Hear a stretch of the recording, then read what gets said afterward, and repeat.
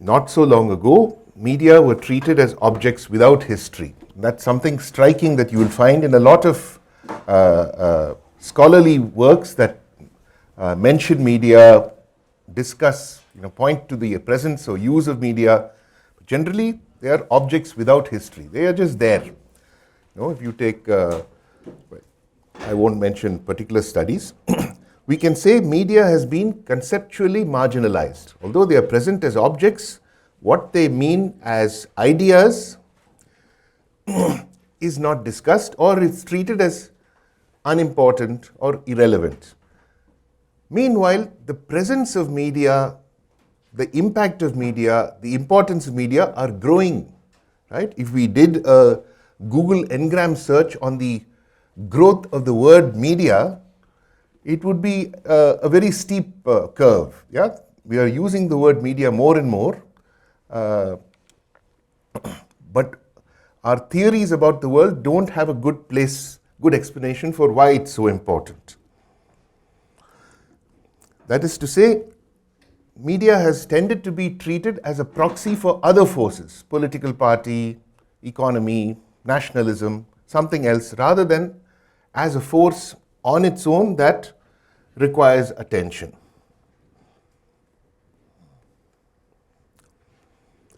And what the word refers to is a class of institutions and technologies. Yeah, it's a whole set or class of institutions, the press, broadcasting, digital media, Ministry of Information and Broadcasting, at one point could have been included as part of media.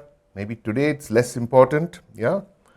Now, media is a plural. Medium, media. Medium is the singular, media is the plural.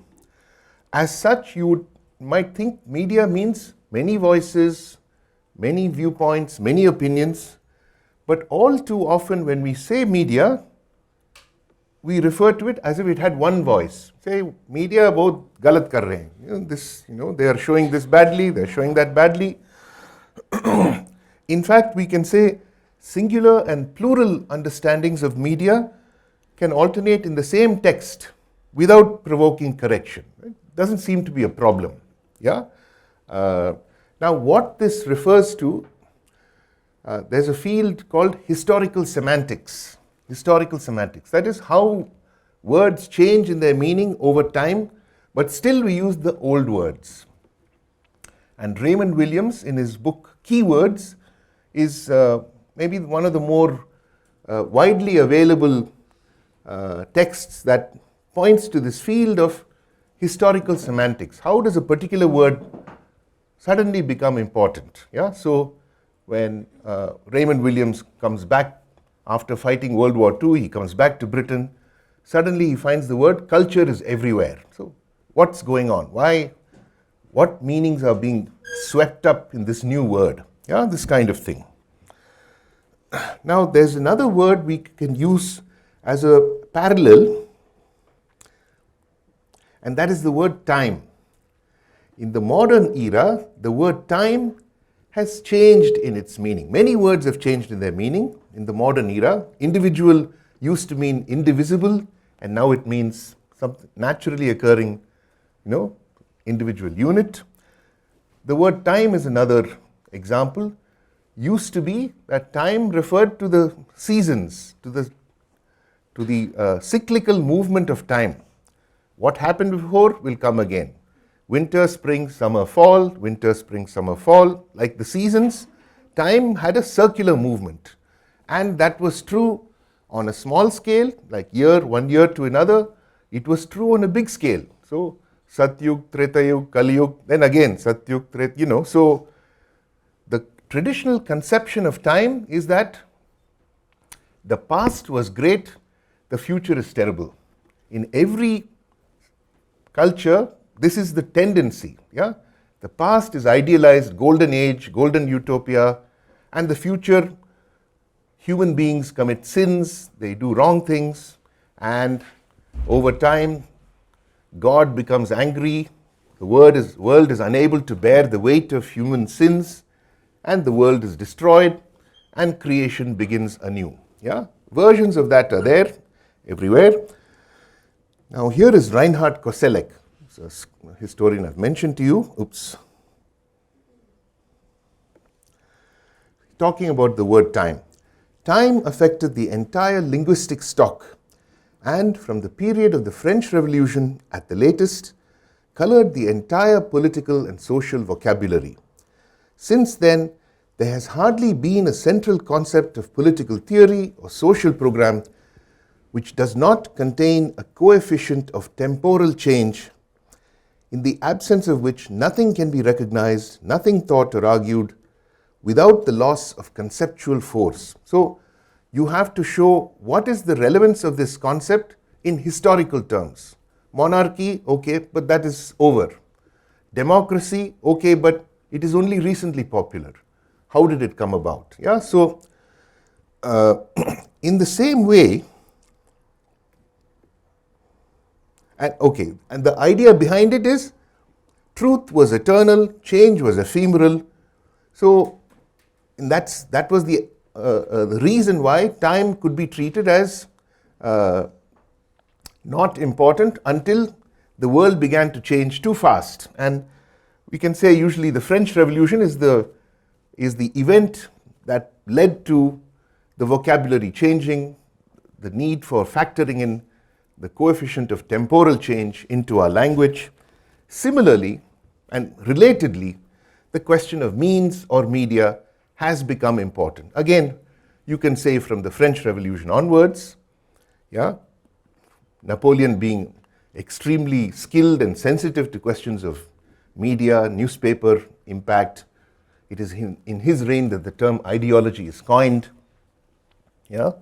So media too has become more and more important, and because we had that older traditional conception where the assumption was that truth is eternal and change is ephemeral, we did not pay attention to questions of means or questions of media. Similarly, media has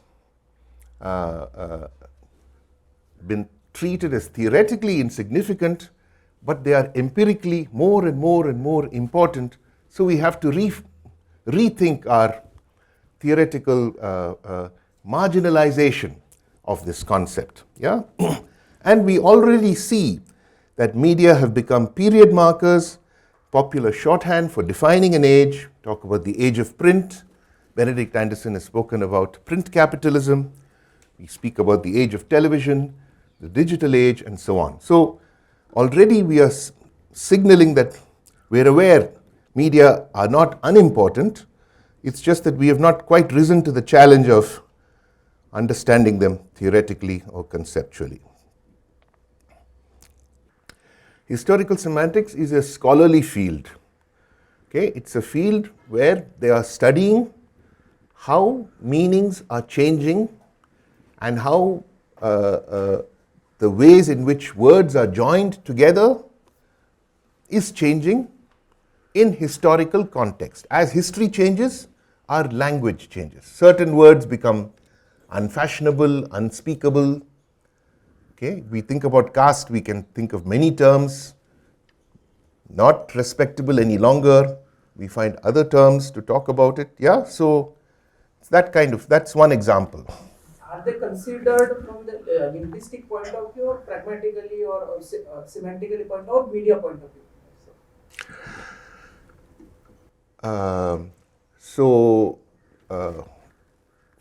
In language, we make this distinction between language as it is supposed to be, langue in the French, and parole, speech, which is the use of language.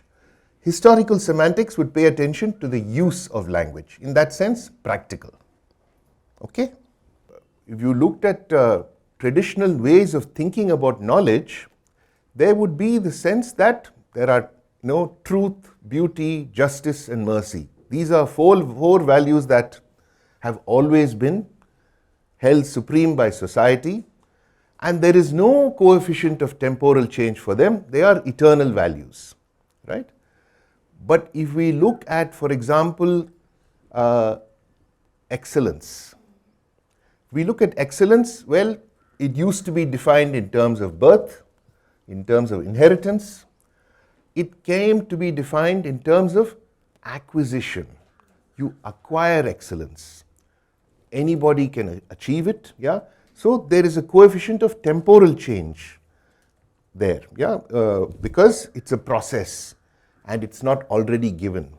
So anything that refers to the acknowledgement of a process would include a coefficient of temporal change. Yes? Other questions? I was thinking of, since the French Revolution is mentioned, I was thinking of also maybe the fact that the Napoleonic Code was this kind of pan-European thing. That could also maybe contribute to this sense of the solidification of time, in a certain sense of an era around the legal document. So, as we know, France was characterized by an absolutist monarchy. Okay? The absolutist monarchy was an interesting development, which is that in the early modern period, kings became more powerful, not less. Okay? Because those were the demands of the polity. So France, Henry VIII in England. So that absolutism carried over into the Napoleonic Code. Despite the abolition of monarchy, the Napoleonic Code famously says, you are guilty until proven innocent. Right? The state is right, that's the default assumption. But as we know, that is not the universal understanding of legal code. In the Anglo-Saxon code, you are innocent until proven guilty. In the Scottish code, there is a third option, guilty, and not proven. So there are different codes here. Yeah. Yes. Sir, how much scientific idea of time which changed in 20th century? So from Newtonian to Einsteinian physics, how did it really affect the philosophy of time? Because it was earlier absolute, then it became relative, and now. Yes. So that doesn't factor into this argument. So people like Carlo Rovelli, the Italian physicist, has talked about how, in fact, time is not infinitely divisible as Newtonian time assumes that you can divide time endlessly, nanosecond, millionth of a nanosecond, trillionth of a nanosecond, no problem.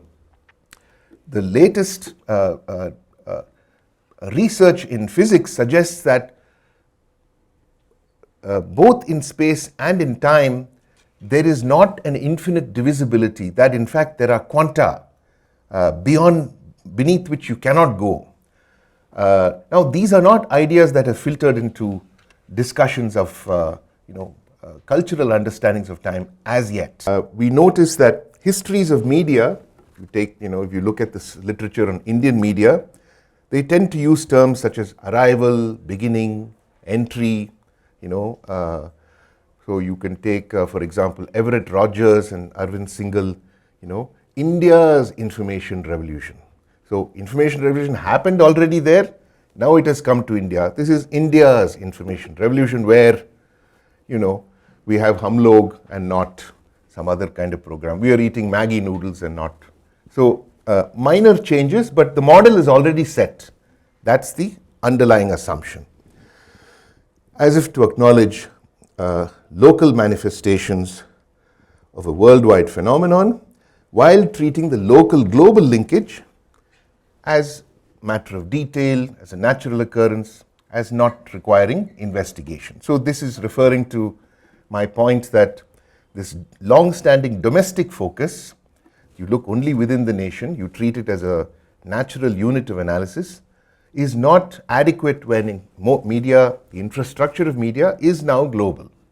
Right? The internet is a global entity. Or for that matter, satellite television. The satellite system is a global entity. It's not specific to any country. So it took an event like the French Revolution to insert the sense of time into linguistic usage, to reflect how time had shifted from a cyclical or seasonal sense to something linear moving towards an open future. Okay, so what is what we call modernity, which is we don't know where we are going. That is modernity. Traditional society, you think you know where you're going. You do what your parents did, your children will do what you did. You know, that's a sense of continuity. Whereas the modern world, the sense of time itself changes to something linear, which means you don't know what the future will bring. And of course, typically that sense of a linear time has been represented in very favorable ways. We are getting better and better. The future will always be better than the past. So be confident, don't worry. So some idea that progress is on our side, God is on our side, history is on our side, the movement in time will make things better. There was a kind of assumption about that.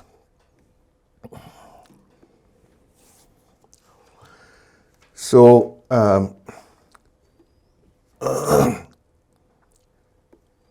if the word time could be reflected upon in this way by historians from, for a few centuries they have been talking about how time is changing its meaning. We are not finding that volume of literature on media in terms of how it is affecting our language, how its meaning is changing and how that's affecting the rest of our conceptions. So here I'm trying to do a little bit, making up for what deserves a lot of volumes, a lot of much more detailed discussion.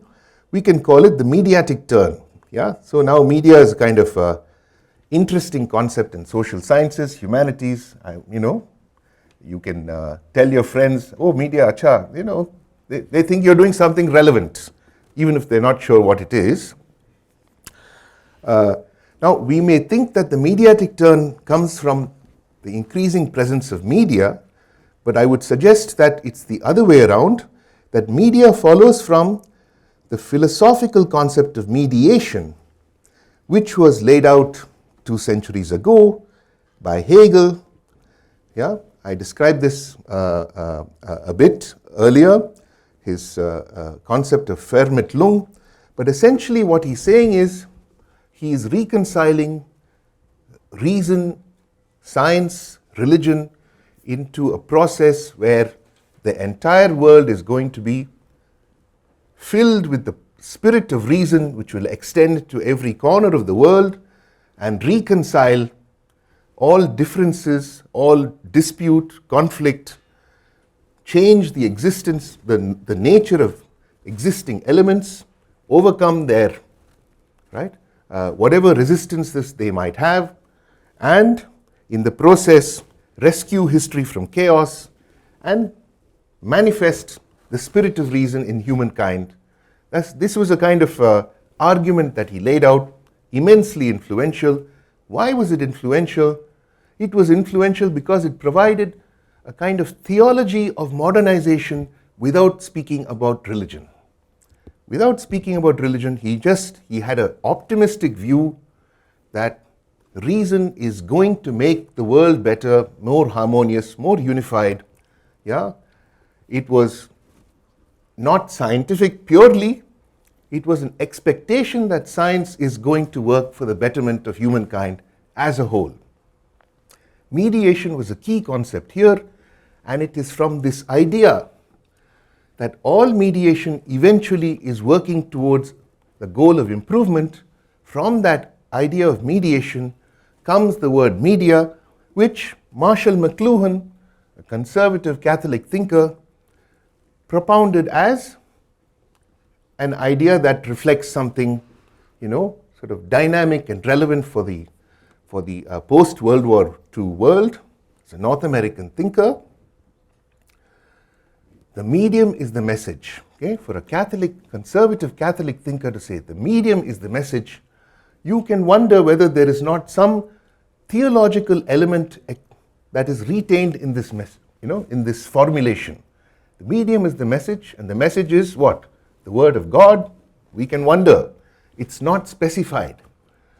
So he's asking us to think, what is the message? And he has said in other parts of his writings, you don't tell them what it is, you make them think. you leave unanswered questions within your statements. That's how your words will spread and people will be thinking about your ideas. He laid out his formula that way.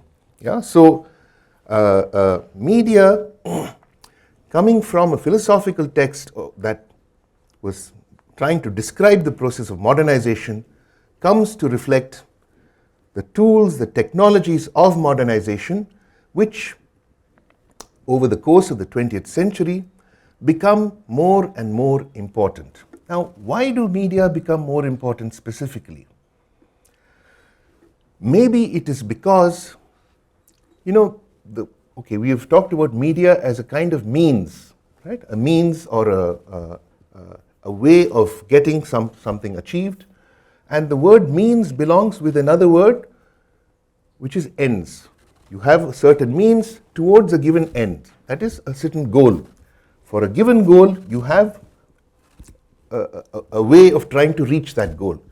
When you don't know what the goal is, when you don't know what the goal is, and the means, the media are all around you and are valorized, idealized, the idealization of the means can become a substitute for not having an answer to the question of ultimate ends.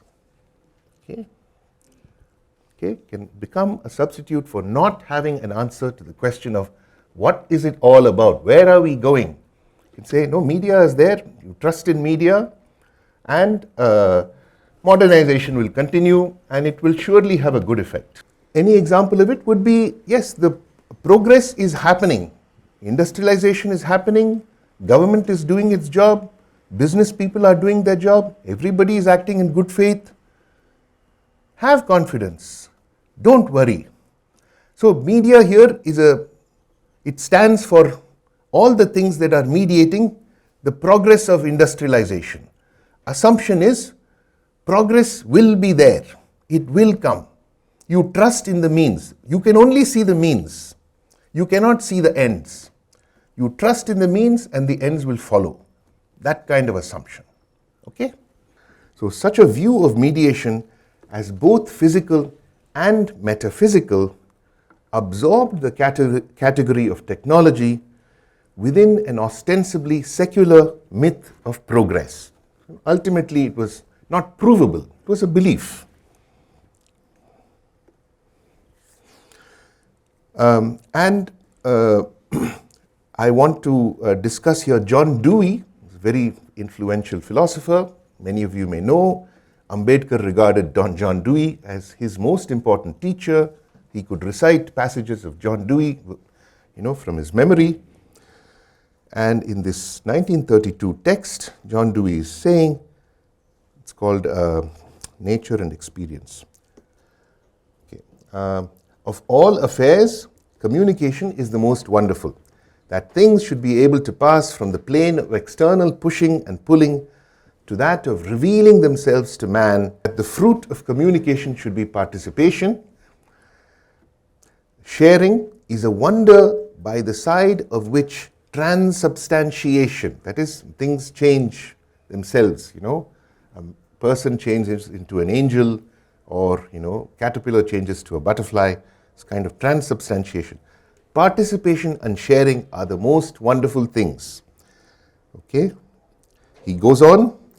Communication is uniquely instrumental and uniquely final. Okay? What is he saying here? It is both means and it is ends. You can treat communication as a final goal because in the experience of communication, participation, sharing, that is what we want.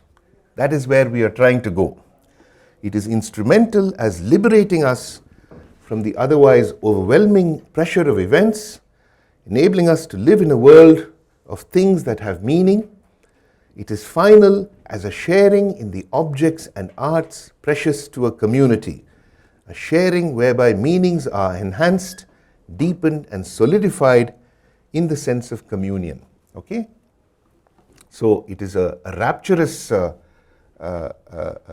praise given to this idea of communication, which is, of course, the predecessor term for media. it comes to be replaced by media in the 60s, McLuhan being an important person in that change.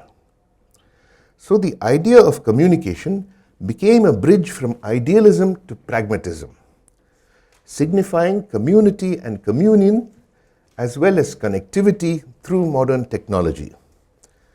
Thus, Dewey invoked a spectre of communication that, while promising wondrous transformation, seemed to be risk-free. It was like the Communist Manifesto without the politics. And in fact, Dewey was a great enthusiast of communism. He had been writing a lot about it, but his visit to Soviet Union changed his stance. Now, the Cold War definition of mass media as technologies of freedom can be seen to be making sense against this kind of argumentative background. And McLuhan's statement, medium is the message, can be read as rationalizing or idealizing Henry Luce's American Century. Remember, Henry Luce is a media baron. He says we should become world leader. Media are already everywhere.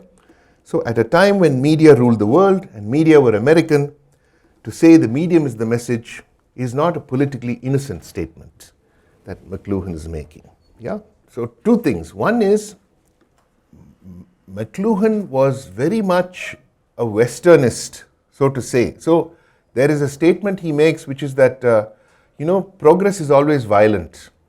When Napoleon's armies marched across Europe, they were spreading freedom. People died, but what to do? Freedom can be expensive. Similarly, today, McLuhan wrote in the 60s, Vietnam War is going on. What to do? We have to spread freedom. It is going to cost lives. Okay, so he did have a sense that there is a Western process of colonization going on. So we can easily argue, and someone called Ginger Nolan has made this argument in a book called, I think, From Savage Minds to Savage Machines or something. Ginger Nolan is the author. And the second is that when media are part of an increasingly technologically based society,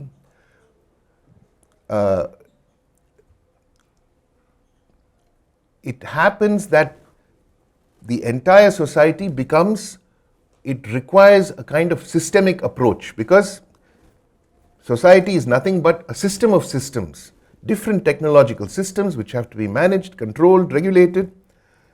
The system of systems is society. McLuhan was aware of this, and he said, we are only now at the point where we can create a total environmental control. We are at that point now. Yeah? So he was aware of the implications of technological growth, in other words. Yeah? Other questions? Yes? So I was thinking about, this slide talks about Cold War definition of mass media. I was thinking of a slightly previous time, which is mass culture with Adorno and Horkheimer, and the kind of linkages between the two, because they are in their treatise talking about a certain kind of, cinema essentially kind of taking over a certain kind of public sphere, creating masses. So I was thinking, and the spectacle, etc. So I'm thinking of the relationship between. Sure. So the way in which the critical approach to mediation and mass mediation was that there is a false universalism that is projected, a false unity, as if all of the world could be reconciled with some image of harmony, but that is a false image. That was the Adorno and Horkheimer approach.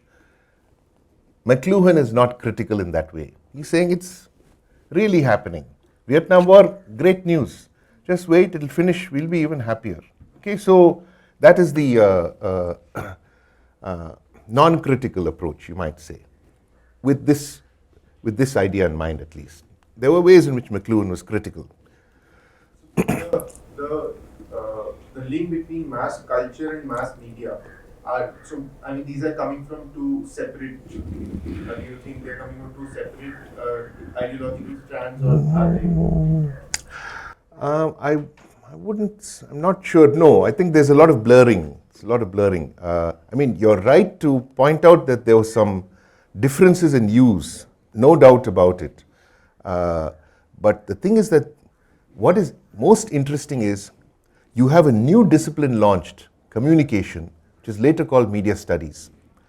And now usually when you launch a new discipline, it's because you have new ideas. The distinction about communication, you can read all the old texts, Wilbur Schramm, etc. They had no new ideas. They were insistent. There is nothing new here. It's all, we are just carrying on. Don't worry. Don't worry. Media will take care. Look at America, democracy. Aapko bhi aane wala hai, democracy. You know, so a remarkable case of a new discipline having propagated itself while refusing to claim any intellectual distinction for itself. Yeah, so which is one reason why its status is a bit uncertain in relation to the other disciplines. Sir, in what context Hegel used the word mediation? Because in political science, the only thing we have been taught is he was the official philosopher of Persian Empire. This is the first thing we have been taught. Prussian Empire. Sure. As I said, what Hegel is proposing is that there is something called a world historical spirit. There is something that is moving across in time as the world itself changes. He is identifying that as a world historical spirit. It's the spirit of reason. Okay, you can say that's a mythical entity, something you cannot see. He is seeing it with the philosopher's eye. He is hypothesizing it, saying if we posit the existence of a spirit of reason, then we can understand that the changes that we witness are happening in Europe today, and maybe in the rest of the world also.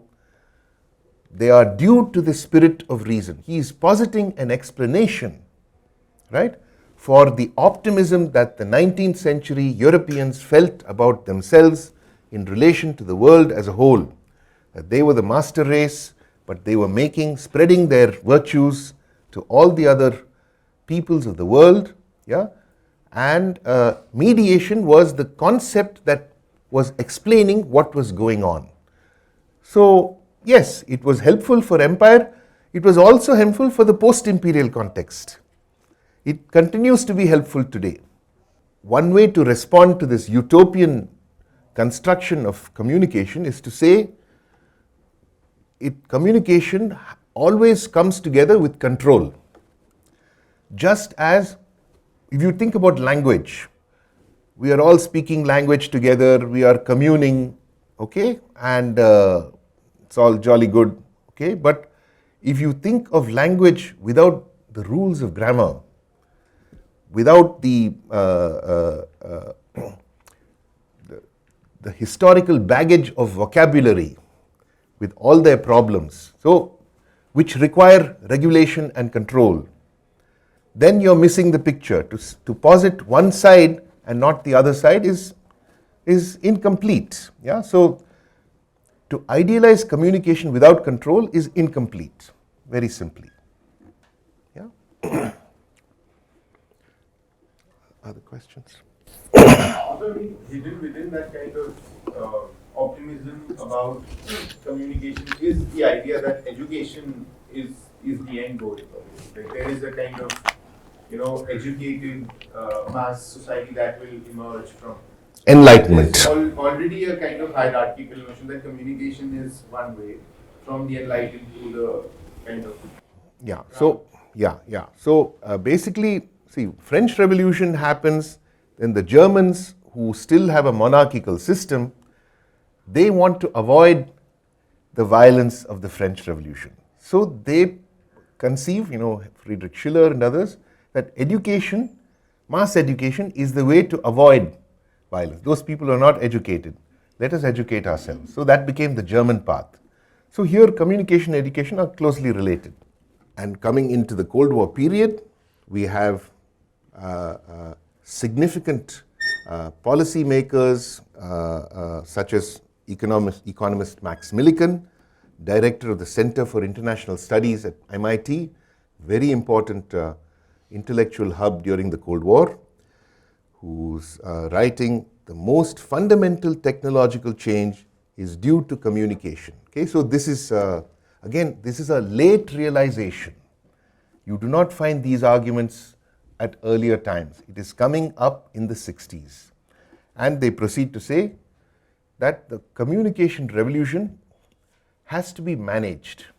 It poses managerial problems, and we have to attend to those managerial problems.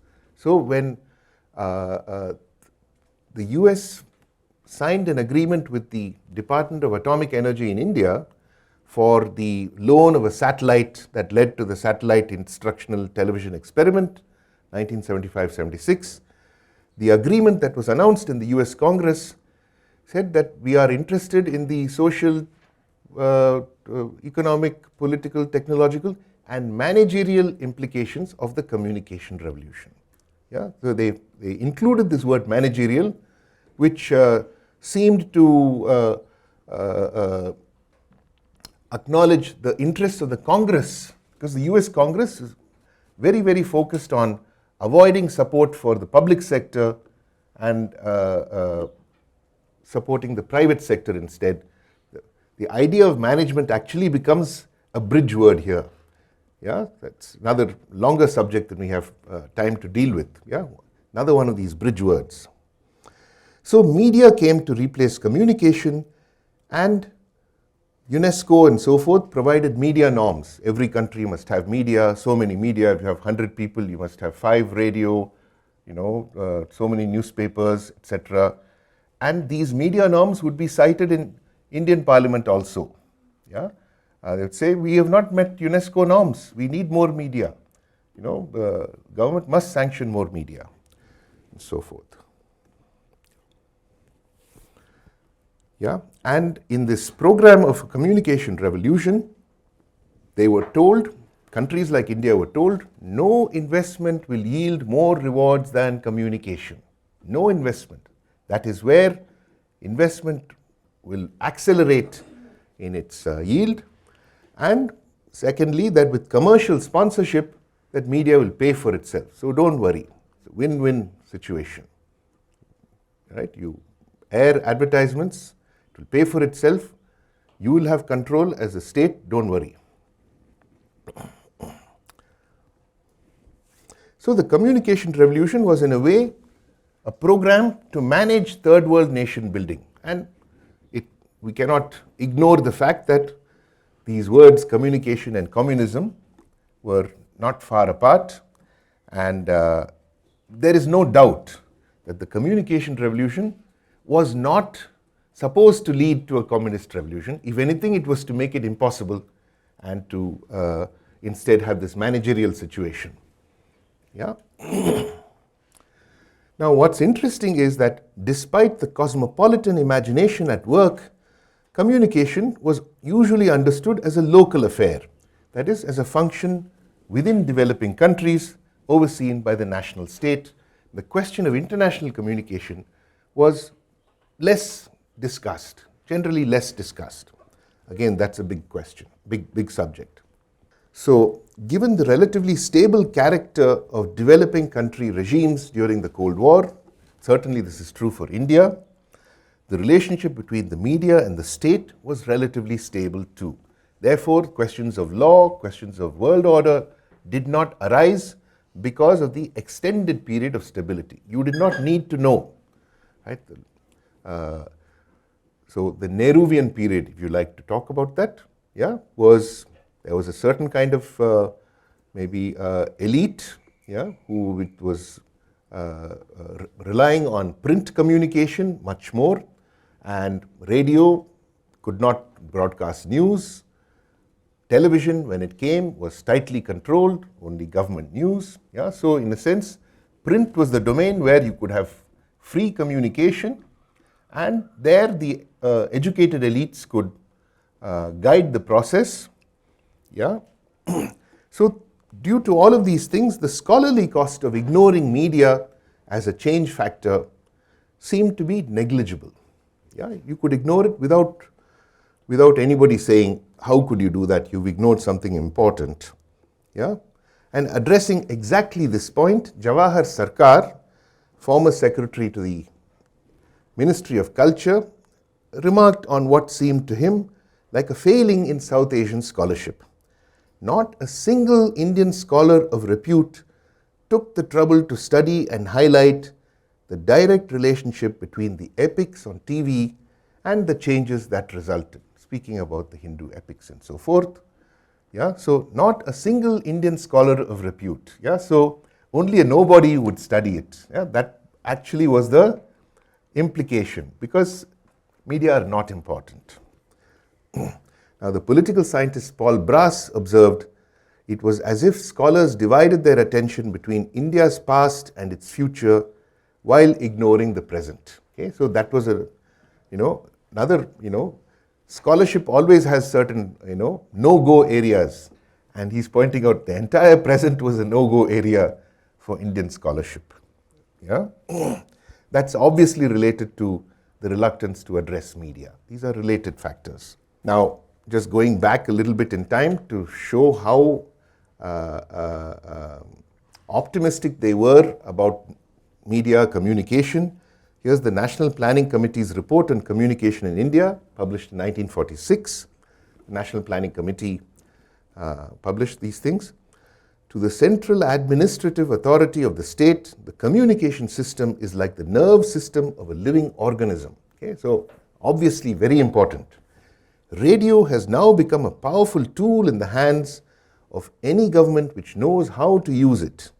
One cannot exaggerate its enormous influence in shaping the character and political views of a nation.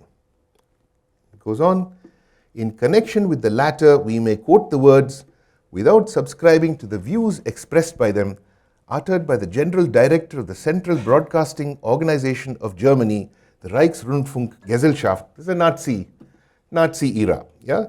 And the director says, our aim is to create, by the utilization of broadcasting, so broad a basis for National Socialism, Nazism, among the people that one day the whole nation will be soaked with our philosophy. So he's saying Congress was going to do the same thing. It would soak the country in its philosophy.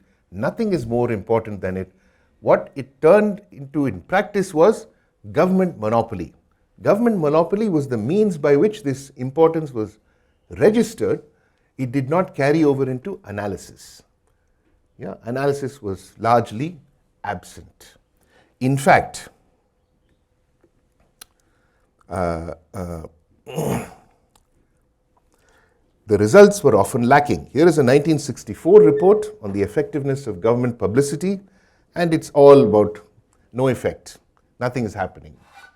Outcome is lacking, commitment is lacking, etc., etc. Allocations of publicity lacking, understanding of communication represents a drain on the economy rather than as a productive investment. Yeah, so this has been the sort of mode in which a lot of the communication literature is written in the post-colonial Indian context. So if we focus on media, in fact, it gives us a thread that connects historical periods that otherwise seem unconnected. It can also break connections that you assume are there, but in fact are not there. So, for example, the national emergency convention has been amongst historians until quite recently, Bipan Chandra, others, that national emergency was insignificant. It was something happened, but in the long run, it was not significant. Until very recently, that has been the consensus of historians. But if you look little more closely, emergency rule correlates with a period of sharp media growth. It was followed by a lengthy period of political volatility, which continues to this day. By contrast, the relative quiescence, the calm character of national politics prior to the emergency suggests the appearance of continuity under elite management despite 1947. Yeah, so 1947 is not a break point in the historical developments. Okay, you can say the linguistic reorganization of states, 1956, but in general, if you look at the market, much more sensitive. If you look at the market for fast-moving consumer goods, it's an absolute continuity. English is the premium market segment. English communication continues to rule. It is only actually in the 90s that Indian language communication becomes important and starts challenging the cultural dominance of English. So, in other words, how you define a historical period depends on what you focus on. If you focus on economy, definitely 1947 is important because after that you have planning. Before that there is no planning, after 1947 planning. If you focus on media, the periods look very different. Okay? And the point is, the connections that reveal themselves by focusing on media they produce other insights. They can lead you to other historical discoveries. So they are not dismissible. All right? So I've mentioned this. The emergency saw intense battles to capture public attention. These were launched by the ruling party itself. Yeah? And here, media growth correlates not with the growth of peace and freedom, but with an escalation of public violence, essentially communal riots. From the period of emergency onwards, communal riots for the entire period of 80s until 1992-93 was a rising graph. Yeah? Interestingly, and not incidentally, industrial violence plunges during the same period. So organized violence by trade unions lose political power during the post-emergency period. Non-governmental, non-official groups, private actors, vigilante forms of actors gain more and more influence in the post-emergency period. So that corresponds to the increasingly portable character of media. Yeah. So, under conditions of a media-saturated environment, how can we identify the subaltern, the oppositional, or resistant elements? So, when all of your information is being mediated through your computer, through your platform, then whether it is dominant, whether it is residual or emergent, whether it's oppositional, they are all coded within the same symbol system of your technological platform. How will you identify something that is, when opposition is brewing, how will you identify it? Right? Can you even identify it? That is a question. And what I suggest is that subaltern or oppositional signs may have to be decoded from techno-political symptoms, because subalternity may register as a technological disorder, as static, as noise, as signals that cannot be read within the prevailing terms of discourse. Here I will refer to, I mentioned Ranajit Guha's treatment of rumor, elementary aspects of peasant insurgency. We can also think about Battle of Algiers. So in a mediatic environment, that is an environment totally controlled, governed by media, unwanted signals can be excluded or ignored.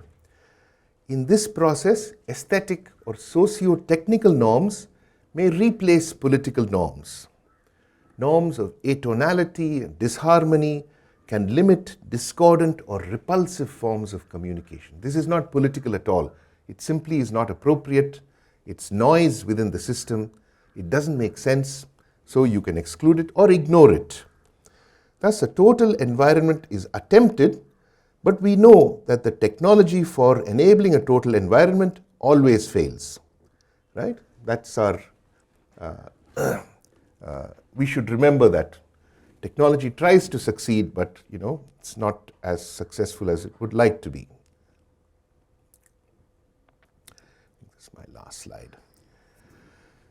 From a name to a concept under erasure, media has become a weapon that anyone can use. Like money, it suggests theoretical availability to all, but that, I suggest, is a trap, because it is the practice of media that is decisive, not the theory. And in a way, what we were told was the theory of media is decisive. You have media, rest assured, things will work out. Yeah. So we watched Battle of Algiers.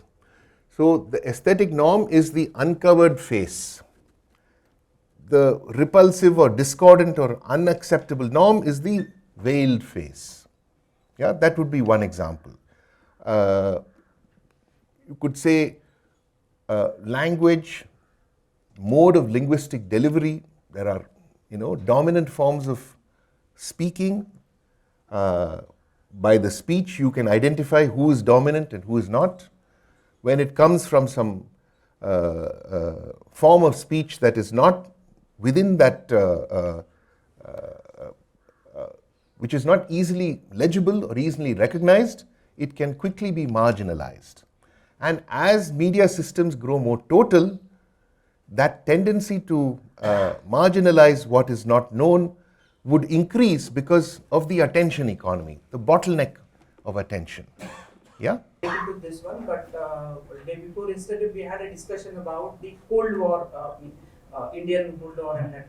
Regarding that, we have a different plants in India during after the independence, the Bhilai steel plant, then satellite instructional television, then hydraulics and thermal power. Yeah. So these planted, these all plants were supported by the Western monies and a few organizations. Soviet much more than. My question is related to that. What was the conditionalities attached to the foreign this funding, which affected India's pursued the economic self-reliance and the Soviet of the Soviet. Sorry? Economic self-reliance, yes, sovereignty of the Indian people. So how it is there any contradiction, or it's a... See, in general, the United States had a profound belief in the market. That is related to the fact that they were the most dominant player in the world market. So they felt they provide commodities by way of aid that is likely to benefit them, and they were often conditionalities: buy American goods with this money, you draw your supplies from these sources which are American. Those kinds of conditions are familiar, they're frequently utilized. For the Soviet Union, they understood the public sector as where they are investing their aid. That's what they wanted to build.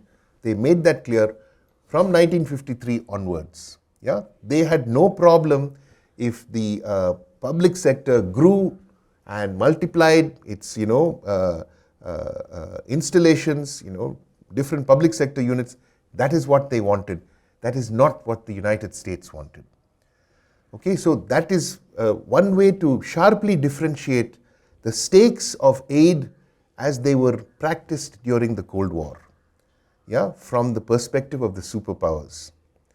And which is why we often identify the state as socialist in the Indian context, although that is not quite correct, because the Indian state they gave a lot of room to private capital. They gave, the private market could actually benefit from public sector subsidies and make profits.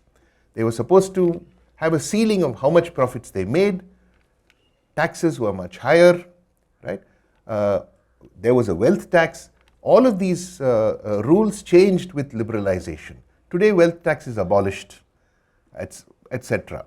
Okay, so it has to be taken together with the legal system. Changes made to the legal system.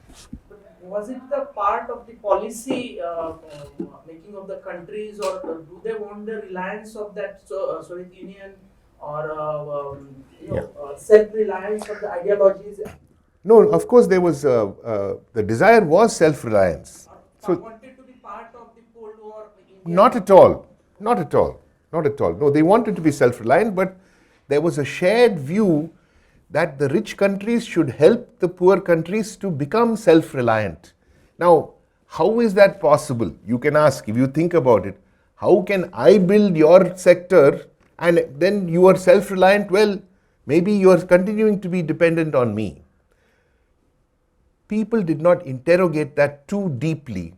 That was the post-war consensus. Because media growth is so rapid and because the media sector is such a booming sector, the industry would constantly tell the government, if you get involved in regulating us, that will slow economic growth, it will affect your revenues, you let us take care of it. If there are some egregious violations, you can always step in. So that kind of agreement did continue.